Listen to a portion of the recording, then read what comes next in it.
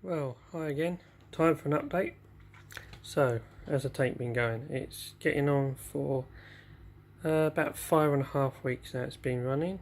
I've got one fish added to it, which is a small, what's it called? Gold lined or gold neon goby. I think that's what they're called. Make yourself at home nicely. Corals, well, let's say Xenia's doing really well. Seems quite happy pulsing. The Goniapora is still touch and go. I'm not sure if it's going to last. I'm just giving it time, but I'm not sure that it's going to last. Sadly, my frog spawn has gone, so it wasn't doing well in my other tank, so I moved it to this one, and no, it's gone, which is sad. So it's the first time I've tried a frog spawn coral, so not much luck with it, and sadly, but I will try another one. I'll give the tank a few more, maybe a month or so, to settle down a bit more. Yeah, a little couple of bits that was on the live rock I added. So mushrooms and a Kenya tree. Didn't really want them in the tank, but as it was part of the live rock, they do look quite nice. So I'll see how that goes. Just got to watch this Kenya tree doesn't decide to spread everywhere, which I'll have to just keep monitor it. And then there's a leather coral that never done well in my main system, but I've moved him over to here, and as you can see, he's slowly opening up. The little polyps are coming out, or they are little feeders. So he seems to be settling in, so I'll give it time. And as you'll notice, I've got quite a bit of hair algae, so I'm going to do a water change today. I haven't done a large or main water change since it's been set up. I've done two small ones, about 2.5 litres, and today I'm going to, because the KH has been sitting around 6. So, and I'm using Aquaforest probiotic salt, so I didn't want to add too much in one go, because it can make the tank go cloudy. So I'm going to do a 5 litre water change today, and I'm going to get a toothbrush and that, and give the start getting rid of some of this hair algae.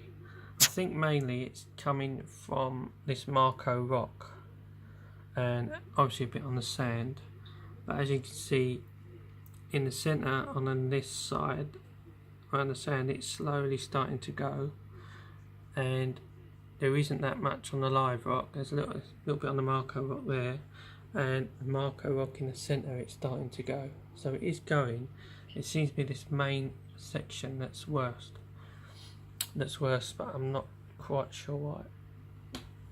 Unless I say that I think it's the rock, and the sand can give off silicates or something that can cause it.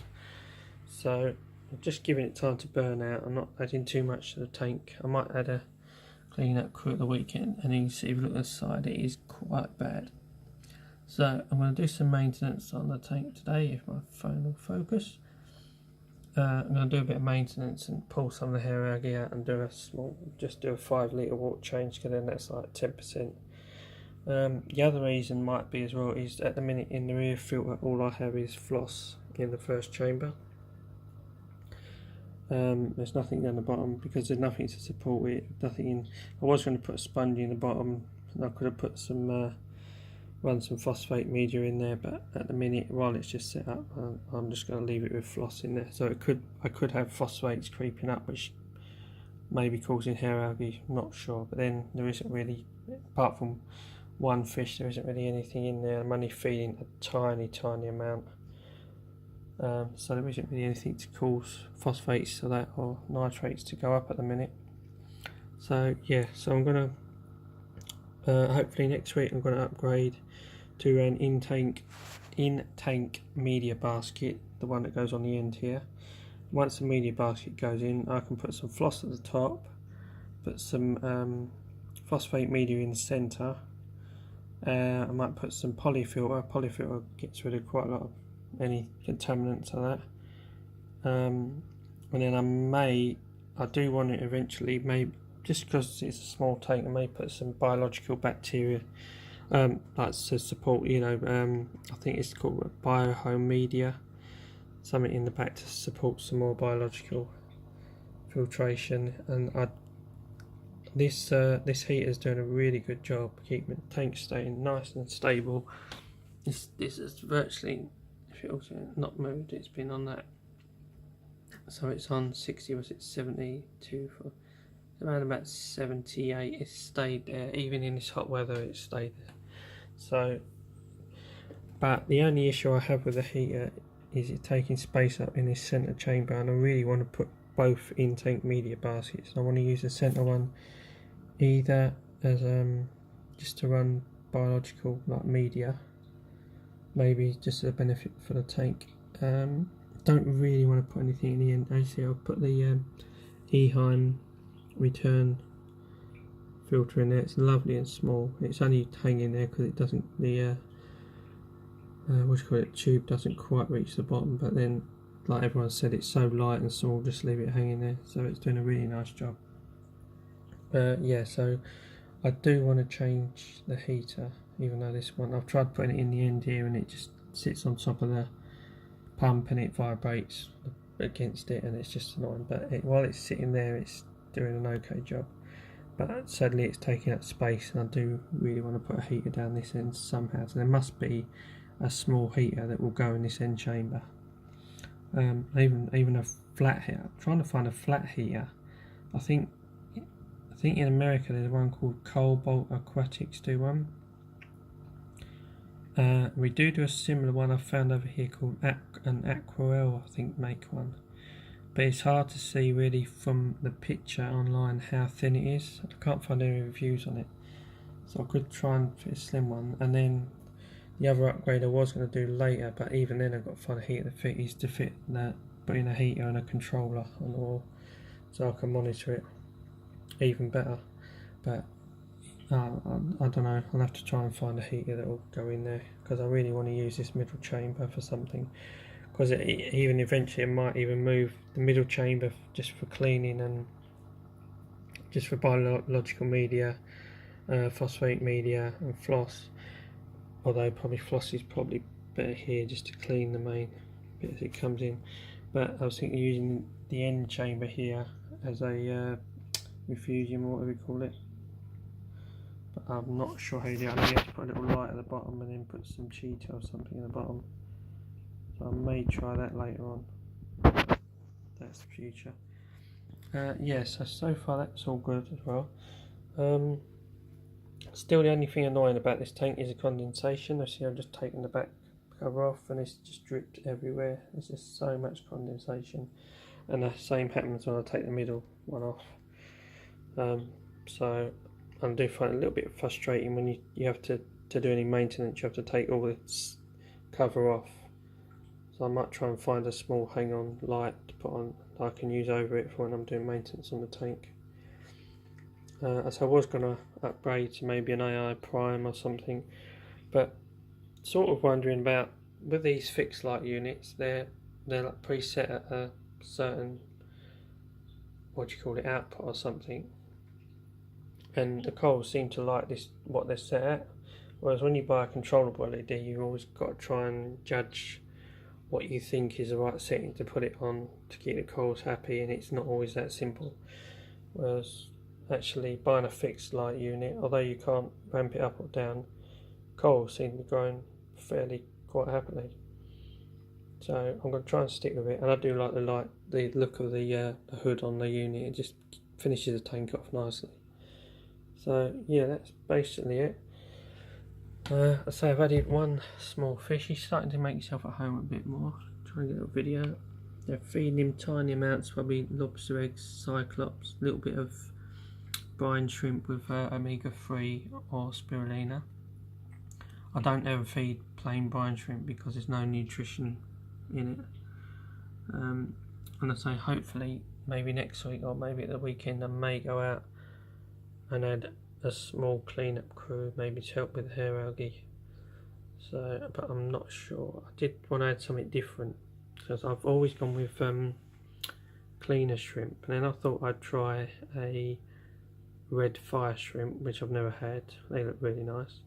And then I thought maybe I'd go completely different, and I found some. I looked online at other options, and there's I think they're called sexy shrimp, and you can have quite a few in a tank. And I went to my local shop the other day, and I went, "Oh, do you do sexy shrimp?" And he went, "Yeah." And he pulled out this little tiny, like it would look like a little tea strainer or something. And these things were absolutely tiny. And he went, "You could have like probably 5 or 6 of them in this tank, and they look great." And he said, if you have a couple of soft LPS corals, he said they just sort of sit all over them, and it's just a really nice display.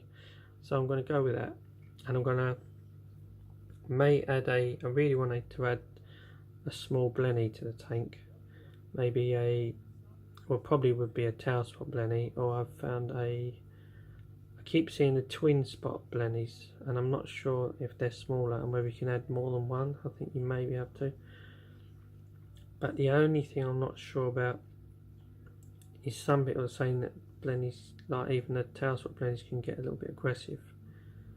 So I'm not sure if it's a good decision. I'm not going to put any clowns in this tank because I don't think long term it's big enough, but I've found some lovely tiny dwarf gobies, and again the shop said you could add probably 3 or 4 of them, and it'd look really nice with them scattered all around the tank on the corals and stuff, and it would be something different rather than clownfish, which is the whole point of setting this tank up. So that's new plans anyway.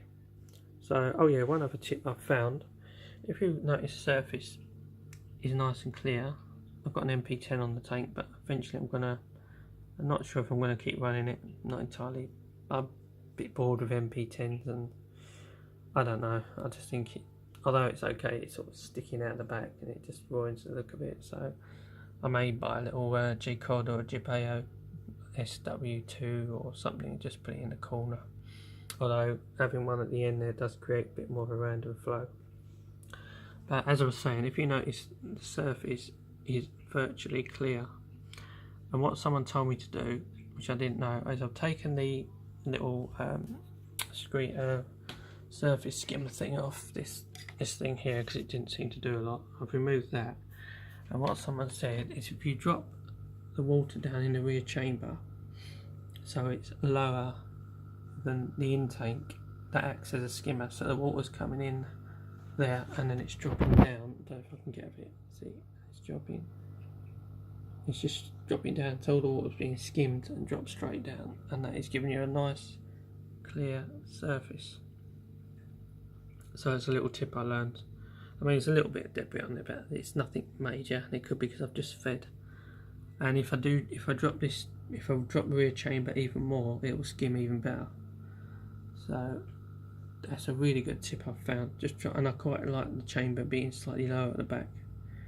So yeah, I've got to keep the floss up and try and keep these holes blocked, because yeah, the little guy little goby did get in the back once, but luckily he swam out again. So I've got hope. That's why I filled plenty of floss in there to block it. So if he gets in, he'll hopefully stay at the top. I can get him out again, but he doesn't seem to go in there anymore, so it's good. I was trying to get a little video of him, but he's disappeared again. So I think he goes into that little piece in the rock there. So anyway, that's the plans for the tank so far. So yeah, I might try and do a video of me doing a water change in that later, if I can somehow set this phone up on a tripod, which is easier said than done. The last time I tried to do it, I knocked the tripod over. So we'll think about that one. Anyway, sometimes it's easier just to do it this way with it holding it in your hands. So we'll see how we go anyway. But yeah, that's the tank for now. Anyway, see you on the next one. Bye.